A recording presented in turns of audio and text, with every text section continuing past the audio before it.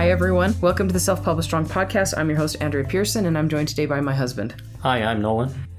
Okay, so if you're listening to this podcast for the first time, in this show, we give motivational quotes and publishing and marketing tips, and we give tons of ideas and crafts and tons of ideas and and information on the craft of writing itself based off of the movies that we watch.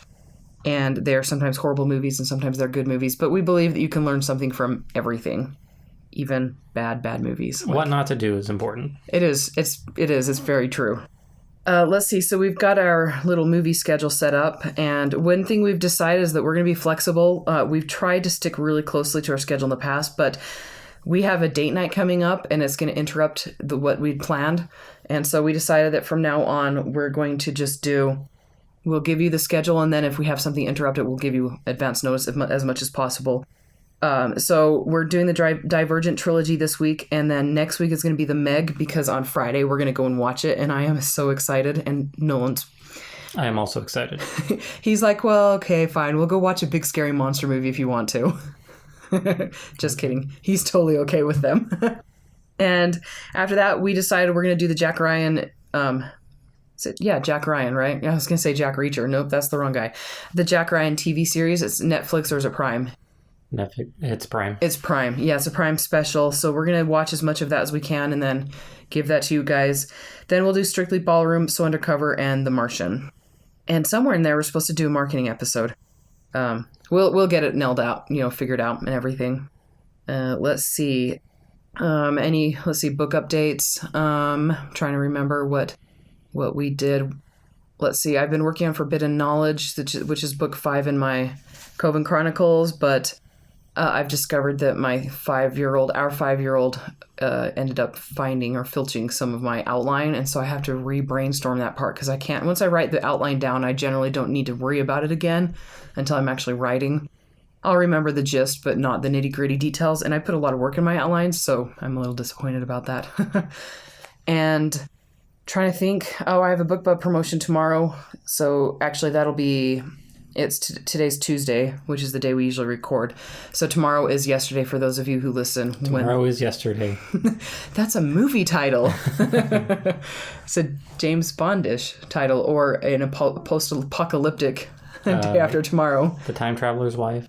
Yesterday is tomorrow. Yeah, exactly. It's the sequel. Anyway, so we'll update on that next week. We didn't push a whole lot for this one. I'm not doing any other promotions around it, I don't think. And I'm kind of annoyed because Kindle hasn't price matched for India, UK, Germany, Mexico. I think those are the ones. I'm annoyed about that. So I emailed them again today, and they're like, yeah, we'll have it price matched within 2 to 3 days. And I'm like, really? My promotion is tomorrow. Yeah, I'm annoyed. Any updates from you? No. You've been doing a whole ton of artwork lately. I wouldn't say a ton, but... Almost every day you've been working on it.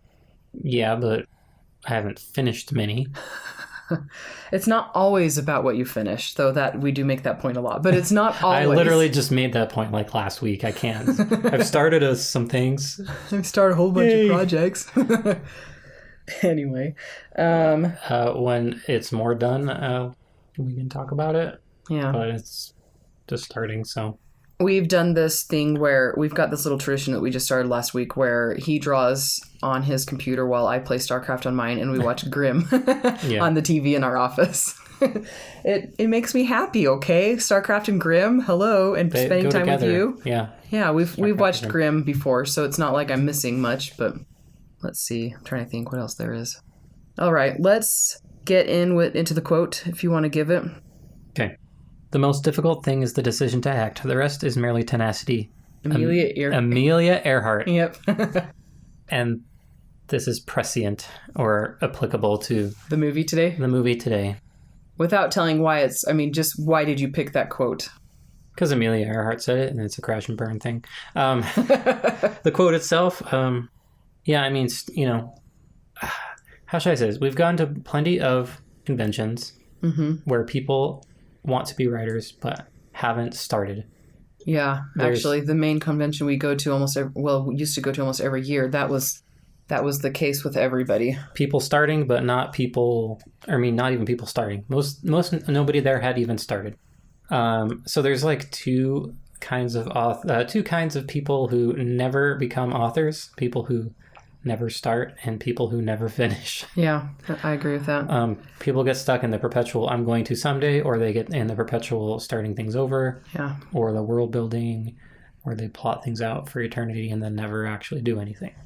So I guess the recipe is start and then finish.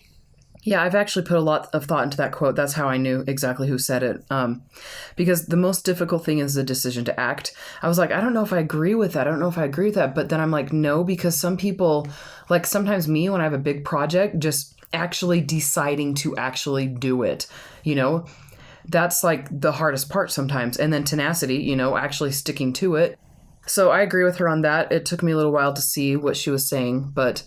Then you die somewhere in the Pacific. No, I mean, they have pictures of her getting kidnapped by Japanese. That's in the Pacific. Good point. That's so sad. Not a good time for... It's a cautionary tale to all of us to never try. Is it?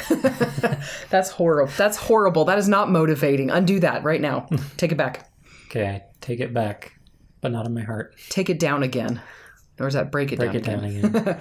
Anyway, so... Make your decision. Actually, a part of that is coming up with a solid business plan and actually, figuring out where you want to be and how you're going to get there. And don't set your goals based on how many downloads you're going to get. Set your goals based on how much you're going to write and how often you're going to release. Things you control. Yeah, marketing plans, things like that. So write something crappy and get that out of the way. Oh. Not on purpose. Do your best, but if it sucks, realize why and then fix it next time. And then write the next book. Yeah. Progress.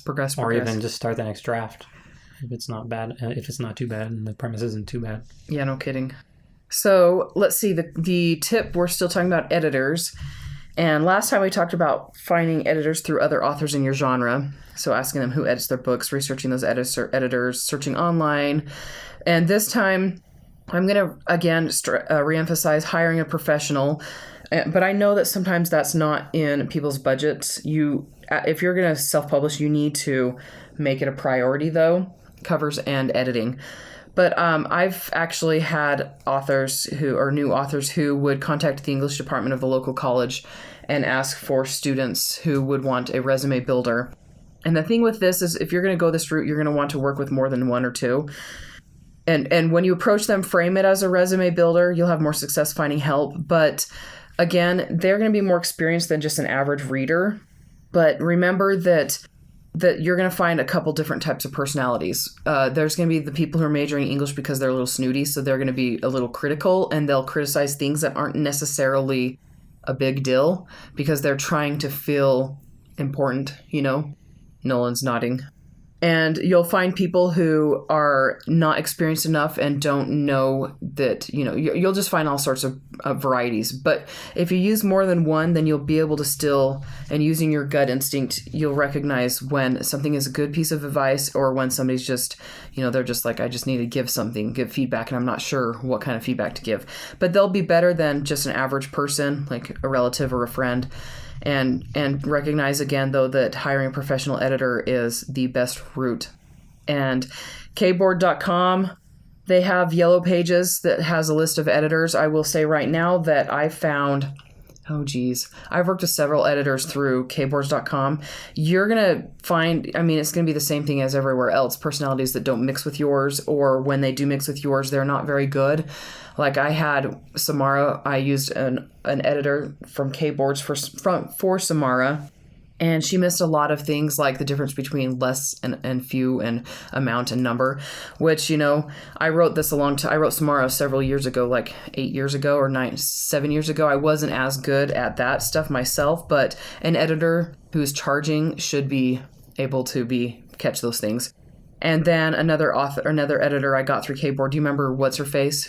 Yes, What's Her Face. Yeah, I know. The one that I paid like $3 a page and halfway through the project fired her because she didn't even know what a canyon was. Yeah. I'm like, she's like, canyons are things that water runs down into, and you are on the outside of them looking down. You don't walk up a canyon, and canyons don't have trees growing in them. And I was like, what the crap? I live by a canyon where water runs down the middle of it, and you can walk up it, and there are trees in it. Yeah. She was like, It's by my house. Like, I just went running in one. yeah. She was like, canyons are, it's like You're the thinking Grand of the Grand Canyon. Yes, where you don't like, and I'm like, even the Grand Canyon has trees in it, but she's like, you can't walk up the sides of them. Things don't grow in them. And I'm like, I sent her pictures of canyons. I'm like, these are the canyons that surround us here. Anyway, and she took all of my active dialogue and active prose and turned it into passive. And so it was, she destroyed it. So I went back to my regular editor and I was like, she fixed it for, she gave me a discount even though it was still her time because I'd spent so much money on that other editor. Anyway, so it's a cautionary tale. I turned down a really good editor to work with this chick because her sample on the first page was really good. But you know what? When she actually dug into the edit, she didn't even use that. She started the edit over from scratch. I was like, why would you do that? You did a whole chapter. Anyway, so kboards.com does have really good editors on there. Have them do a sample edit, and then I don't know how would they find out if the editor is going to be bad like that, because I had both of those editors do sample edits. You just have to eat it. Yeah. I mean, we gave her $600 before I fired her and she only did half of the book. Yep. I mean, it's hard to find one, and once you find one, why do you think people jealously guard them? Yeah, no They're kidding. hard to get, and they're expensive, and good ones that don't destroy you entirely or that don't destroy your book or don't take all your money. Yeah, or don't destroy your confidence because, Yeah, they're hard to... It's hard. I don't know what to tell you. Yeah. It's hard, and it can cost a lot of money, and you can be disappointed. But the good thing about this is there are so many editors who do this for a living now. It's not like back when I first started out where finding an editor was almost impossible because big editors who've been editing for New York now take on side projects of, self-published authors as side projects. And that's like a fantastic idea because they've cut the experience and, so there's a lot more options now for finding an editor that's good. There's more options for finding bad editors too. But even a bad editor for me might be a really good editor for somebody else. Yeah, because they go by genre as well. And personalities, Yeah. Let's get into the movies. We're actually not going to... We'll talk a little bit about the individual movies themselves, but we're going to focus on the three main movies. The trilogy. Yeah, the trilogy that it is... Divergent and everything. The Divergent Trilogy. The Divergent Trilogy. Which diverges from good to bad. Yeah, which is actually surprising. So, a little backstory on this whole thing. Mm-hmm. This whole thing, the book, the series itself. So, book one, super, it was good. It was really good. The book itself was really good, and the movie was enjoyable. Yes. Was it book two, and then they picked the movie rights up for it? No, actually, let me correct what I told you about that. The movie, the series was all the way done before they started the third movie. So they did pick up the rights for the first movie, for the first book. Before the first movie, or the third movie was done, the third book, was published. So, but by the time they started working on the third movie, they already knew that the third book had been doing poorly. Screwed. So, yeah. So they try to salvage what was left because that third book was horrible. Yeah. Yeah. So it doesn't actually finish the movies. At least not in a way that feels like a finish. I mean, for all we know, it does finish, and they tied it off with Trish staying alive. But they didn't, because they were going to make another movie. They were going to split it into two. They were gonna split it into two and make a TV show. Right, because they didn't. They knew they were in trouble and couldn't get another movie made. And then that didn't even get made. That's how bad the scenario is. Well, see, what I'm wondering is if they tied off the movie. And then, because they knew they would never get funding for a TV show. And so they tried to make the movie, because it ended. I mean, the main conflict ended. Evelyn, got taken care of. And it was just unsatisfying, regardless. It felt like it was going to be, they were like a cliffhanger in there. Yeah, because what's his face? Anyway, we're getting ahead of ourselves. Mm-hmm. The point is, book one was very successful. Mm-hmm. So they wanted to make movies of them. Yeah. Which makes sense. This was when Hunger Games, Maze Runner, Fifth Wave, all of that was happening. Exactly. So this was very successful. Sold the movie rights, started making a movie. Mm-hmm. First movie was successful. Mm-hmm. Second movie was garbage. Second movie was okay. It was garbage. It was okay. Are you talking about Birdemic garbage or Sharknado garbage? Because it was several steps above those. It was not. Graphics. I liked the setting. Yeah. Acting. They garbage. weren't using hangers to attack birds. They basically were. They basically were. They completely mishandled characterization. Like semi-significant characters die, you don't care. I mean, it was as clumsy as Birdemic. It was Birdemic with a budget. So the book itself, I gave up on the trilogy halfway through the second book. So the setup for those who've never heard of or never seen Divergent is dystopian Chicago. What's going on? This is total spoiler. The outside world did genetic mutation and it destroyed the human race. And so they started a couple of cities where they put more genetically pure people with the hopes that they'd be able to eventually evolve back into real humans that weren't genetically mutated. And so that's the whole premise. So it's dystopian. Within Chicago itself, they're separated into factions based on personality types. Right. So when people started genetically engineering themselves, they upped traits that they thought were desirable. Like kindness or the ability to fight. But they went too far. So all they knew how to do was fight, or all they knew how to do was be nice. And so they couldn't really interact with each other. So they made the faction system to separate them, but also be a coherent society. Exactly. So each faction would fulfill a role that had to happen in society. Mm-hmm.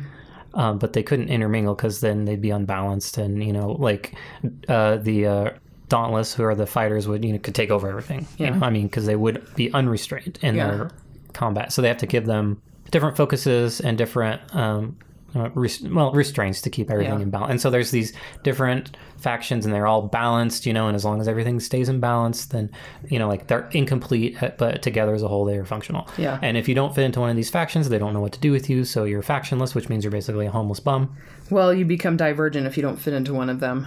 Not all the factionless were divergent. No, that's what I'm saying. Factionless were people who got kicked out of factions. Right, they couldn't hack it. Because you can still, even though you might be disposed to be in one, you can choose any. Yeah. You could choose the wrong one and not hack it. Yep, and then end up being a factionless. Okay, so we don't need to give more setup. Let's talk about how this applies to writing. So let's talk a little bit about the development of the two main characters only, because there's too many characters. So Triss and Four. My feeling is there was no development on either part, other than gaining information and gaining knowledge. Like Triss felt... I guess, I don't know, the beginning of Divergent, there's growth from the beginning of Divergent to the end of Divergent, but she remains relatively the same through the rest of the series. So there's no, in the movies at least. Would you agree with that? Yes. She finds out she's Divergent. She's like, doesn't know where to fit in. She's really worried about that. So she goes from Amity, which is like a selfless one. No, not Amity. She goes from Abnegation. Abnegation, where I confuse them with Amity. Amity. Amity's like happy. And they're the farmers. Abnegation's like selfless. I guess they're the medics, right? They're the rulers too. They take care of the factionless, and they take care of everyone. And they have rules against like vanity, like they can only look in a mirror for once a day for like 5 seconds. Exactly. Stuff like that. Yeah.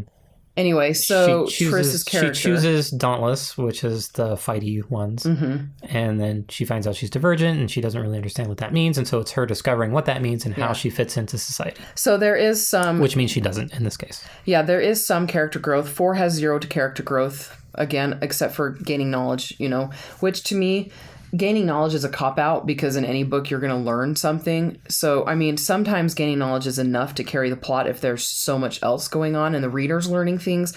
But I think one of the things that I've discovered with books and series and the things that people go back to read again and again is when a character has an emotional arc as well, where they change. They become a new, better person. They try to with Triss in the second one, where she has to unlock the box, where she has to pass a test for every faction, and she can't do.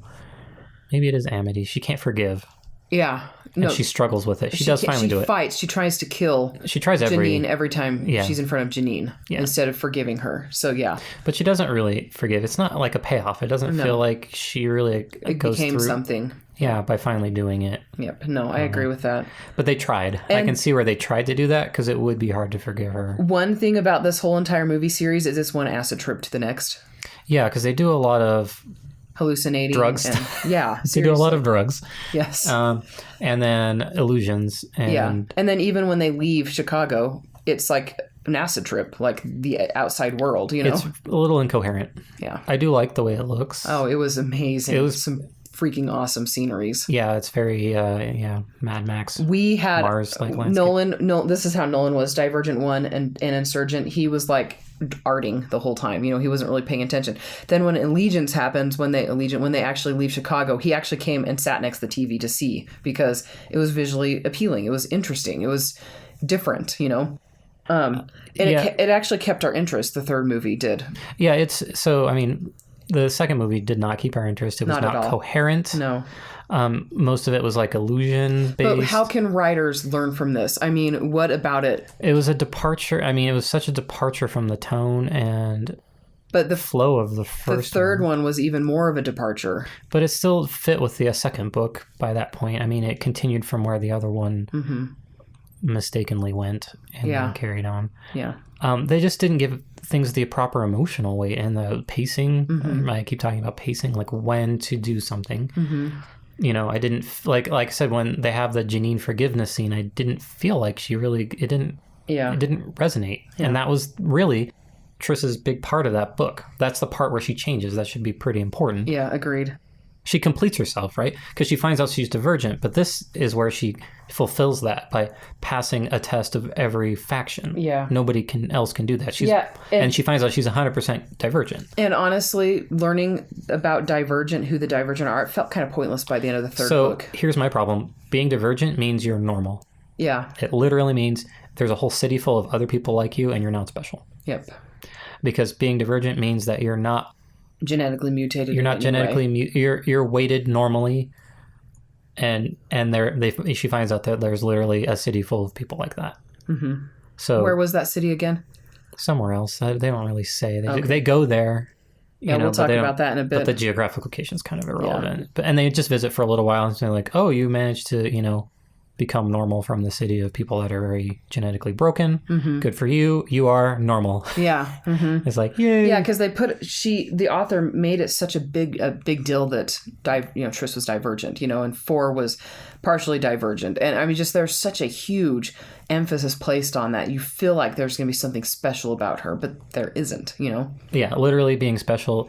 I mean, she's in a dystopian, so being normal is unusual. But if she were the only one ever, it would have been more impactful than congratulations, you're one of like a million other people in the city and no one cares. Yeah, so let's talk about the romance arc. My point with this is the first book. Okay, so reading the actual books, not the movies, well, the movies too. The actual book, the first book, they get together, they have sex, everything, like their relationship. They have nowhere to go after that point. And so in the second book, the author starts having them fight, and they start trying to break up. They start having problems. And I feel like the author took them artificially from, A to Z. And then she had to backpedal because she's like, okay, where do I go now? They can't get married, That happens frequently in movies and books where they get together, and then in the second book they have to have another romance arc with the same people, so which we've complained about that several times. Break the relationship and then rebuild it. Yeah. And nobody likes that. Nobody likes that. That destroys the first movie. And that's the reason I stopped reading the series, was because she and 4 were fighting all the time. I was like, I'm tired of the emotional crap. I just want to have good. It.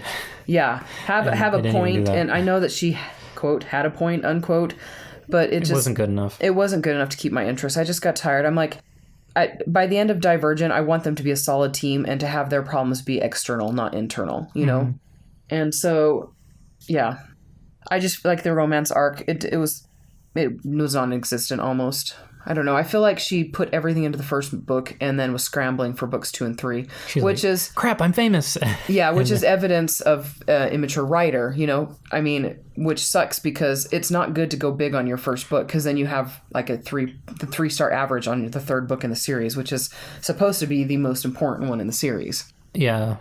Which is what happened in this series. Right.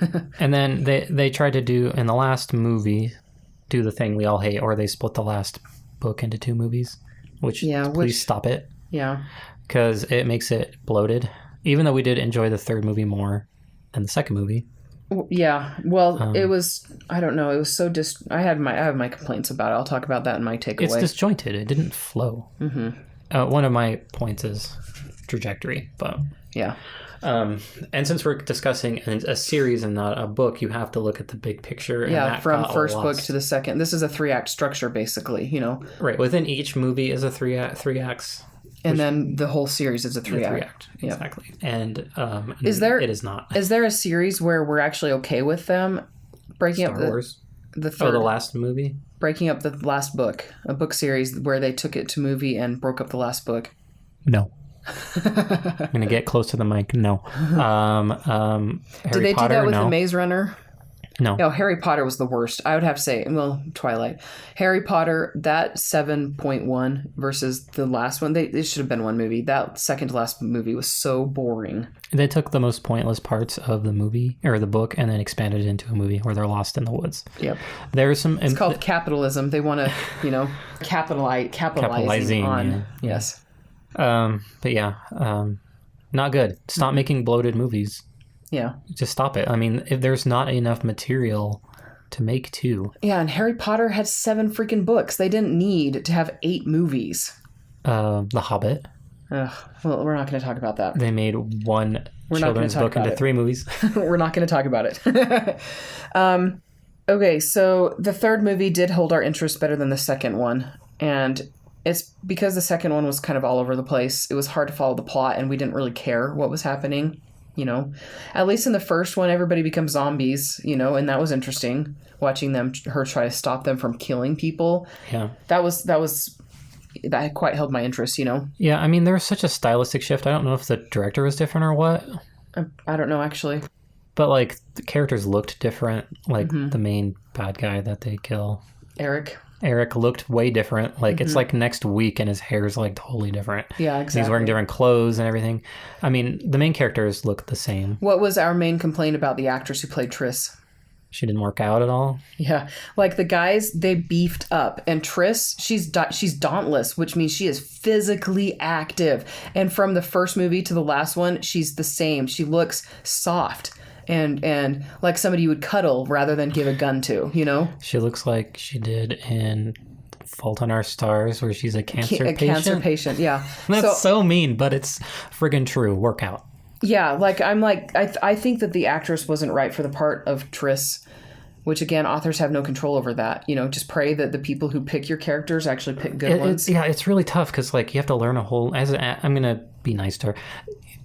If you've never fought in your life, you're supposed to look like you're competent fighting. Yeah, that's like, well, the guys... Or running or anything, but... Kato worked out for 4 hours a day for 6 months leading up to... And that makes it awesome, because he's hardly in that movie, but when he is, he owns. Yeah, that's Kato from Hunger Games for those. Yeah.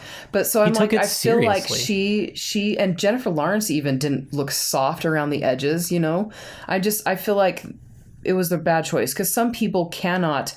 no matter what they do, their body types just won't look like a Kato after, I don't know what training she did, but they didn't sell that she's a fighty person at all. Neither did they sell Edward, True. So I'm just like, that's something authors have no control over, but it was just something that really bothered us. So if you're ever becoming an actress or an actor in Hollywood and you get an action part, work out first. Work out till you're almost dead. Just try and kill yourself working out. I'm trying to think of how we can apply this to writers. To writing, Yeah, well, I mean, know about some action-y stuff. Yeah, study fighting, study martial arts. So a little bit, maybe even freaking take some classes or at least observe them. I mean, talk to the teacher about some principles about it. Watch some action movies. I mean, do your research. This is the same. It could be anything, not just action. Yeah, and a piece of advice I gave earlier was when you're writing action, don't describe every single block and every single blow, but you need to know how they're doing it so your fight can still be cohesive. As a writer, you can write about all different locations and places and skills that you're not going to know in depth. You don't have time, and people don't need to know. No. I mean, the only people that are really going to hate it are people that do it professionally. Yeah, but it's like a backstory. Most readers will never get the full backstory of a series, of a story. It's like... But it needs to be there. Me watching House. Oh, I still enjoy the show. Doctors don't do their own testing. Yeah, they're in the lab doing pipettes. I would smack them and throw them out. You're like, get out of my lab. Yeah, I've had to don't just go. They're like, no, I want to see. No, you have to leave now. You're not allowed. They're literally not cleared. They're not cleared to do stuff. They can't even send results to themselves. I do it. You go away, I'm going to send results. They can't hit the button that sends Anyway, so the point is do your research, and it shows when you do. Yeah, you might like maybe really hardcore people that do that thing, you know, like scuba diver or whatever, would be like, that's wrong. But you should at least be able to surface. Yeah. So not make big blunders. The average person won't see it as... Because when average people are like, that's not right, that's stupid. And then you break the fourth wall, and then you're out of the story, and then people realize all your other flaws. I mean, you know, because things can be flawed, and but if it's entertaining enough... It doesn't matter. It doesn't matter too much. I'm going to talk about that a little bit. But there is a line you cross. Yeah. Let's go into... I don't have trivia. I just realized, holy cow. We did give him some trivia anyway. Did we? About like Hunger Games? No, like when the movie was... Oh, that's true. We did give a little trivia. So we didn't talk about this. Tris dies. Well, I'm talking about that as part of my takeaway. That's why we didn't talk about it too much. Tris does die in the books, though. Mm-hmm. And people hated that. Yeah. Yep. So we'll talk about that as part of my takeaway. But I want you to go ahead and give your takeaways. Okay. I feel bad that I don't have trivia, but it's 3 movies, so there's a lot. Trajectory. Mm-hmm. This is a lot like pacing, but I'm gonna zoom out because this is covering an entire series and not just a book. Yeah. Think about where your whole series is going. Mm-hmm. Just give a cursory thought to it. Yeah. You don't have to nail it down too much. I actually think if you nail it down too much, it can be a problem. Harry Potter. Yes. Or she wrote the chapter like years in advance, and then her story kind of went... The chapter? Yeah, it went a little... What chapter? The last one. Oh, the last chapter of the She wrote the ending like way in advance, and then her characters, I think, grew beyond that ending. Yeah. And so it didn't feel as genuine. Yeah. It was a plausible ending. Yeah. But it was unsatisfying to me. Yeah. It was unsatisfying to a lot of people, I think. And I think that... the movie understood that. They beefed up the ending quite a bit. They handled it much better in the movie because they realized that. Yep. That was excellent. Yeah. But, I mean, she could have revisited it and then made it better. Or her editor could have made her, but by that point, she was probably too powerful. Unfortunately, authors can grow beyond their editors and can cause problems. Well, maybe the editor didn't even say anything because... Exactly. I mean, they'll say things, that are safe, but they won't really be like, you know what, you need to cut 100 pages of bloat out of this thing. Yeah. Like, this arc is not good. I'm going to tell you right now, not every single book in my series is longer than the one before it, and my readers don't care because I deliver stories that aren't full of fluff, Yeah, I feel like there's an artificial expectation that every book has to be longer than the last one. Mm-hmm. Free yourself of that. You don't need to do... I mean, if it's like 100,000 pages or 100,000 words difference, then yes, you need to change it. They can't be too different. Like, if they're on the bookshelf, they can't be like half the size, But if it's not like bigger... Yeah. But it's like 90%. Yeah. Do it. Yeah, exactly. If it's a solid story. If you're like, I have to add 10% to make it bigger, but I don't know what it is, then don't do it. Yeah, If you know what it could be, then maybe do it. Yep. But yeah, if you don't know what it is, don't go back and just add it. I mean, maybe you want to. I mean, really think about it when you beef it up. Yep. That it is important and that you pick out, you're like, oh yeah, I left this hole in the story that could have something that was very satisfying. Yeah, well, like for the second, I think it was the second Coven Chronicles book, it was like 40,000 words and the first one was 52. And when they're that short, I wanted to make it a little bit longer. Yeah, so I added a bathroom fight scene where she's going to the bathroom and she gets attacked. Yeah, that's cool. It was a lot of fun to write. These hounds are coming. They're hounds of Tyndalus. And you noticed the beat. You're doing your editing. You're like, an action scene could fit here. Yeah, exactly. And it would be really good. And it wouldn't. It's not bloat. It's been a while since we've had some action. Exactly. So if you've got too much action, then fix the pace. If you need to add more story. Yeah, you could be like, we haven't had a romance. And if you see that, you can add it, and that'll beef up your story. But it made it stronger by adding something, not just longer by adding something. Exactly. Okay, trajectory. Yeah. Have a good plan. Yeah. This author maybe had a plan, maybe didn't. It was not a good plan. People hated it. Mm-hmm. The plan was executed, and people didn't like it. Yeah. So. Yep. So like we were saying. The last book came out after they had bought the franchise, and then they're like, "Oh crap! Nobody wants to see this movie now. Yeah, nobody's going to want to finish." Changed it so much from like some people are saying it wasn't even the same at all. Right, because they had to because the series was garbage. Yeah, I mean, just straight up. Nobody the first liked book it. Wasn't, but Yeah, by the end it was, and they were already financially committed. Yeah, and I think that what happened was people said that the first 2 books were amazing. I think that the movie makers were like trying to fix the last book movie. And so they changed the second one enough for it not to fit the second book, and so it wasn't as satisfying as the second book. Yeah. So, because they're trying to do damage control by that point. Right, because everybody knew, because the book was out, everybody knew, nobody liked it, and they're like, oh, geez. Yeah, we've got to do something about this. Stick the landing. Yeah. this is true in gymnastics and is true in books. Writing. The last thing people see in a gymnastics routine is the landing. They do their flips and then boom, you stick it. If everything's perfect and you screw up the ending, that's the last thing people remember. Yeah. I don't know if this is true or not, but it probably affects your score the most. I don't know. No, the jumps do, like the spins, but jumps, it's the last thing the audience will remember. No, they do have a huge amount. Like, I mean, I've seen a full point get taken off if somebody, like, their foot bounces, you know? Right. It's gymnastics. Stick the landing. It's very important. There's many different ways to say this. Leave them wanting more. Yeah. I'm actually thinking of, it's the jumps inside of ice skating is more important. But in gymnastics, the landing is probably just as, if not more important. I mean, for something that's such a fraction of a second of time, it's worth a lot. Yeah. And that's the same with this. Your ending is the smallest part of a book. It can be just a few pages. Yeah. Not even a chapter. It's not chapters worth. Yeah. But if it doesn't resonate with your audience, they're not going to read Divergent, whatever her next series is. No one cares now. Yeah, exactly. And another thing to go along with that, the length of your climax depends on how many books are in the series. So if you've got like a 2-book series, the climax of the series doesn't have to be as long as a 10-book series, you know? Because readers read, like we've made this point before, they read for the climax, you know, the resolution. That's what they're reading for. And so if you don't stick it, then game over. It's going to be disappointing a lot of readers. Yeah. There you go. Those are my 3.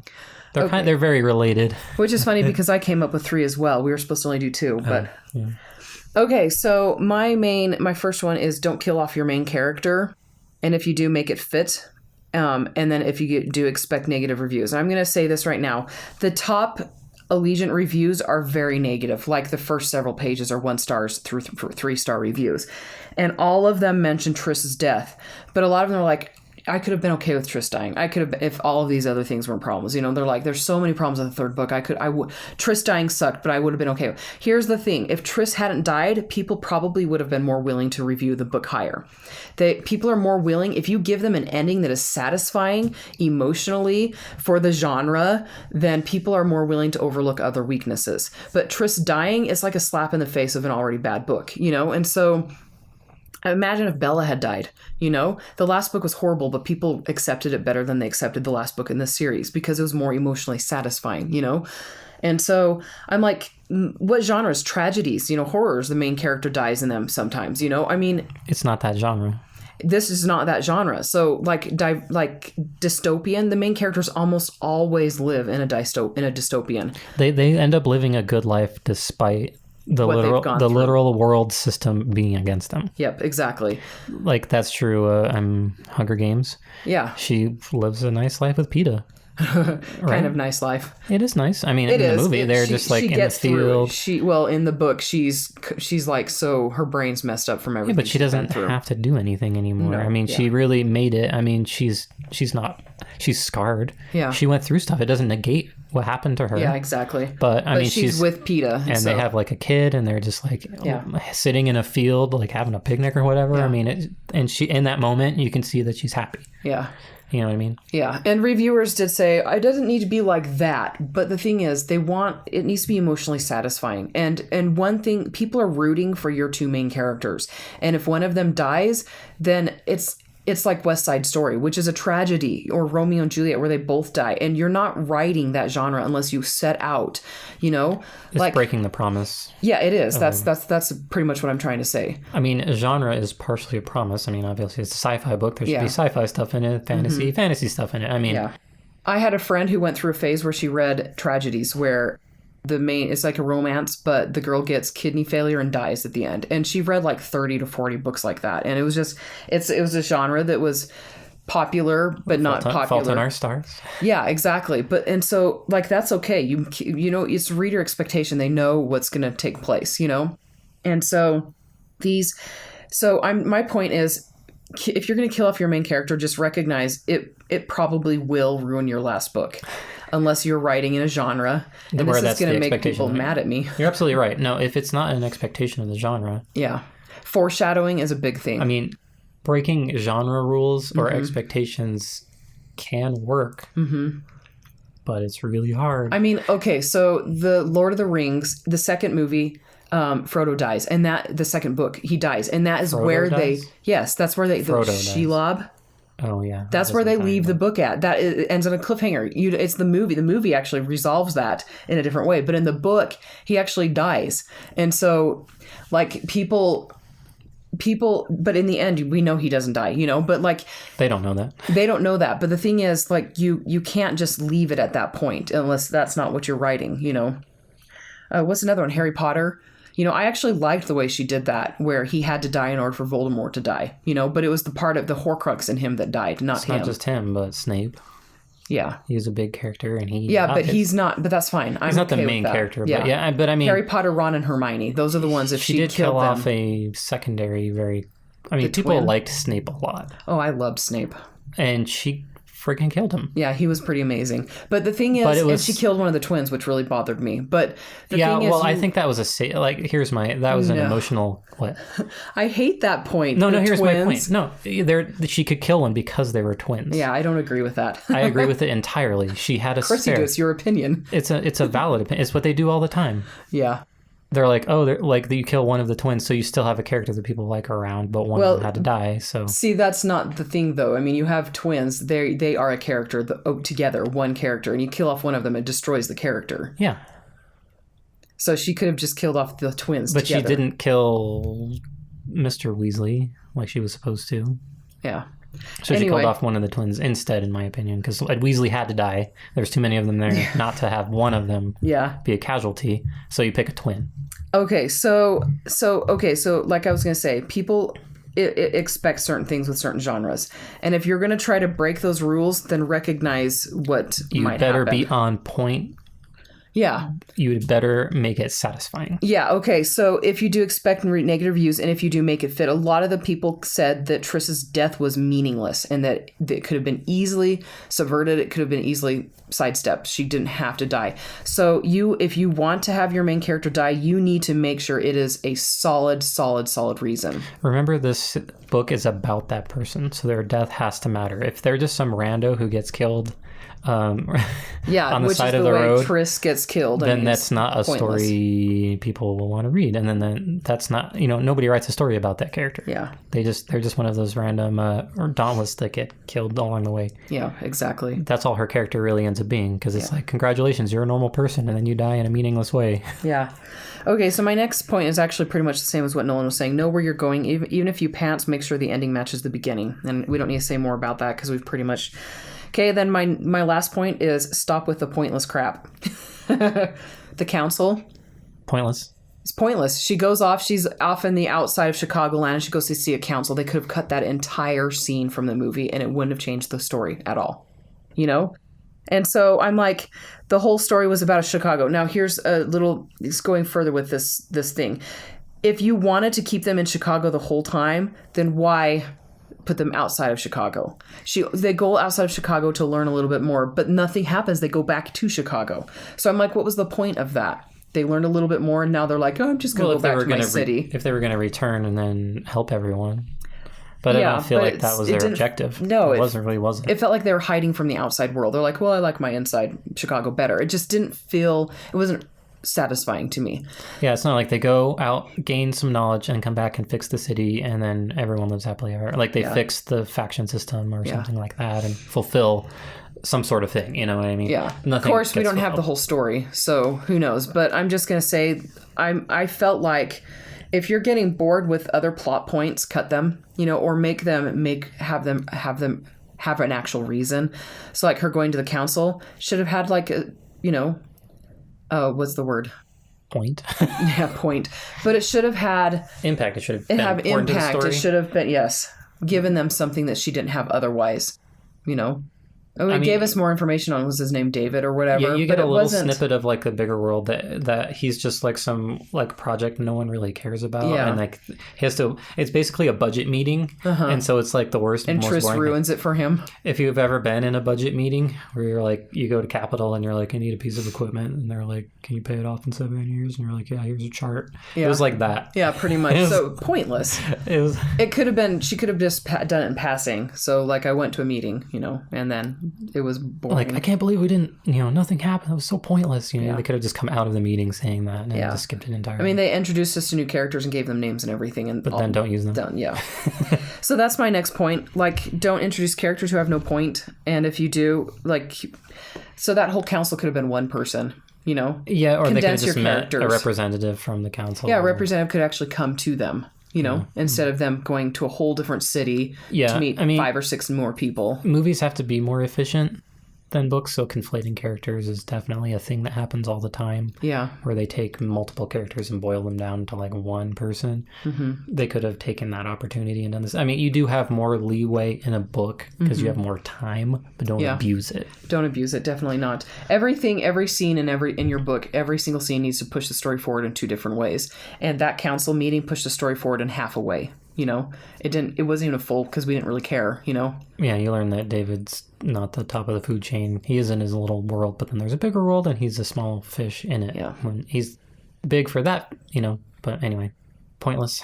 Yeah, agreed. Pointless. Anyway, it was my point. Pointless. So. But I mean, the point of your point was that don't do pointless things. Yeah, exactly. Don't do debates that aren't interesting or budget defense meetings. Yep. No one likes them in real life either. Yeah. Just saying. Exactly. So our biggest takeaway from this is, like we said, make the ending match the beginning and have things happen for a reason. Make each scene push the story forward in more than one way. And if people die, make it meaningful, and don't kill off your main characters unless you really hate your readers. Or make people love your characters or like your characters. That's actually one thing about the twins. Kill them in Harry Potter. People they meant something, and having them die, their death, his death was meaningful, and Snape's especially, because after you get that backstory, you understand what he did for Harry, so his death gives you a reason to mourn. He has the most meaningful death. It really fulfills his purpose, him dying. Yep. And then him sharing, he was the most important character in the whole series, in my opinion. He's the one that made things move more than anyone. Yeah. Except for maybe Dumbledore. I kind of just love Snape. I think I like the movie rendition of him more because of the actor. I hated him so much in the books. Anyway, okay, so that's pretty much it for this episode for the Divergent Trilogy. And if you hate us now because you loved them so much, too bad. Your opinion is... or if you're so confused because you haven't read them or seen the movies, then I apologize. You can buy the trilogy for cheap, because we did. Yeah, we bought the whole trilogy for like $5 on DVD, right? Because it did so bad, no one cares. Yeah. So you can easily see this for pennies or dollars per movie. Yeah. And then watch it just for the last, so you can go see what the scenery outside of Chicago that was so amazing and impressive. It was pretty cool. Yeah, there's a lot of design problems throughout the movie. That environment was not one of them. Yeah. Their guns look ridiculous except for the rhinos. Which was an actual gun. Which is an actual real-life gun. They just used props of copying. But people are like, that's a stupid-looking gun. I was like, it's an actual gun. It's for reals. But yeah, the scenery was good. Yeah. There's that mystery of the environment, right? Because they're in this city and they wonder what's beyond. And they made a big deal out of it, and they actually made it satisfying. So when you go out there, it's actually epic. Yeah. Okay, so where can people find you? Any of that kind of stuff? We're going to be starting school visits at the local elementary school next week, actually. We're going to be working on those projects. The kids want Nolan to do a sculpture, and we still have to pick the topic of the book, which means we have to pick the topic of the sculpture still. So we'll be doing that next week with the kids. Okay, so like I said, if you have any questions, send me an email or catch me on Facebook. I'm not on Facebook very often. I try to get on there about once a day, but that doesn't always work out for me. So, yeah, I think that's pretty much it. Anything else? That's it. Okay. All right, we'll talk to everybody later. Bye. Bye.